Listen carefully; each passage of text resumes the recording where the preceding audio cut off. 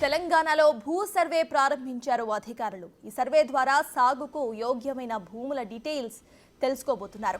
ఈ డీటెయిల్స్ ను crop booking app లో చేర్చబోతున్నారు అధికారులు. ఇక జనవరి 21 నుంచి జరగబోతున్న గ్రామ సభల్లో భూ సర్వే లిస్టును పెట్టబోతున్నారు. ఈ నెల 26 నుంచి ప్రారంభం కాబోయే రైతు భరోసా, రియల్ ఎస్టేట్ వెంచర్లు, ఇక రాళ్ల గుట్టలు, ఫామ్ హౌస్ భూములకు వర్తించదని ఇప్పటికే ప్రభుత్వం ప్రకటించింది.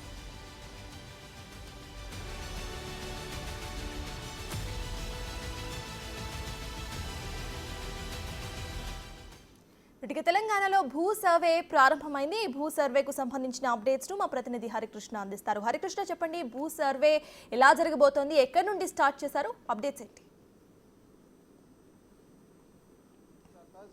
ఈ నెల 26న ప్రభుత్వం రైతు భరోసా అమలు చేస్తున్న నేపథ్యంలో తెలంగాణలో ఎవరైతే లబ్ధిదారులు ఉంటారో వాళ్ళని గుర్తించే పనిలో అయితే ప్రభుత్వం వేగంగా అడుగులు వేస్తుంది. అయితే ఇప్పటికే గ్రామాల్లోకి రెవెన్యూ శాఖ అధికారులు, వ్యవసాయ శాఖ అధికారులు, పంచాయతీరాజ్కి సంబంధించిన అధికారులు అయితే క్షేత్రస్థాయిలో వెళ్ళి లబ్ధిదారులు ఏదైతే సాగుకు సంబంధించిన భూమి ఉంటుందో ఆ సాగుకు సంబంధించిన సాగు యోగ్యమైన భూమికి సంబంధించిన వివరాలన్నీ కూడా సేకరించనున్నారు. అయితే గతంలో అయితే రైతు బంధు పేరిట ఈ యొక్క గత ప్రభుత్వం అమలు చేసిన అయితే రైతు బంధు అమలు చేసిన నేపథ్యంలో రియల్ ఎస్టేట్ భూములకు, నాలాకు కన్వర్ట్ అయిన భూములకు ప్రభుత్వానికి సంబంధించిన భూములు ఏవైతే లబ్ధిదారులకి ఇచ్చారో ఆ సంబంధించిన భూములకు అంటే రోడ్లకు కానీ ఇతర సాగుకు సంబంధించిన ప్రాజెక్టులకు కానీ ఈ యొక్క ప్రభుత్వ భూమి ఇచ్చిన నేపథ్యంలో ఆ సంబంధించి కూడా దీనికి సంబంధించి అన్నిటికి కూడా గతంలో రైతు బంధు అమలయ్యింది. అయితే ఆ విధంగా కాకుండా కేవలం సాగు యోగ్యంకి ఏదైతే భూములు ఉంటాయో ఆ భూములకు మాత్రమే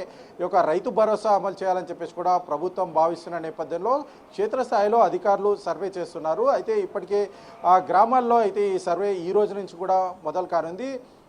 క్షేత్రస్థాయిలో అధికారులు వెళ్ళి సాగు యోగ్యంకి సంబంధించిన భూములు ఏవైతే ఉన్నాయో వాటినన్నిటి కూడా పరిశీలించి క్రాప్ బుకింగ్ యాప్లో అయితే ఈ యొక్క వివరాలు అయితే నమోదు చేయనున్నారు. నమోదు చేసిన ఆ వివరాలన్నీ ఈ యొక్క సాగు యోగ్యమైన భూమి వివరాలన్నిటి కూడా ఈ నెల 21 నుంచి కూడా 3 రోజుల పాటు గ్రామాల్లో గ్రామ సభలు నిర్వహించనున్నారు. ఈ గ్రామ సభల్లో అయితే ఈ యొక్క సంబంధించిన భూమి వివరాలన్నీ కూడా ఈ యొక్క గ్రామ సభల్లో వారు వెలువర్చనున్నారు. వెలువర్చిన నేపథ్యంలో ఈ యొక్క లబ్ధిదారులను ఈ యొక్క గ్రామ సభల్లో అయితే ఈ యొక్క సాగు యోగ్యానికి సంబంధించిన భూములు ఏవైతే ఉంటాయో అవన్నీ కూడా ఈ యొక్క గ్రామ సభల్లో నిర్ధారించిన తర్వాత ఈ యొక్క రైతు భరోసాకు సంబంధించి ప్రభుత్వం సంవత్సరానికి 12,000 రూపాయలు ఇస్తామన్న నేపథ్యంలో ఈ యొక్క సాగుకు అయితే యోగ్యమైన భూములు ఉంటాయో ఆ భూములకు మాత్రమే ఇవ్వాలని చెప్పేసి కూడా ప్రభుత్వం భావిస్తున్న నేపథ్యంలో ఈ గ్రామ సభల్లో అయితే ఈ యొక్క లబ్ధిదారులు ఎవరైతే ఉంటారో వారిని ఫైనల్ చేయనున్నారు. సాగు యోగ్యమైనకి సంబంధించి ఎవరైతే ఆ భూములు ఉంటాయో ఆ భూములకు సంబంధించి అయితే ఫైనల్ చేయనున్నారు. తద్వారా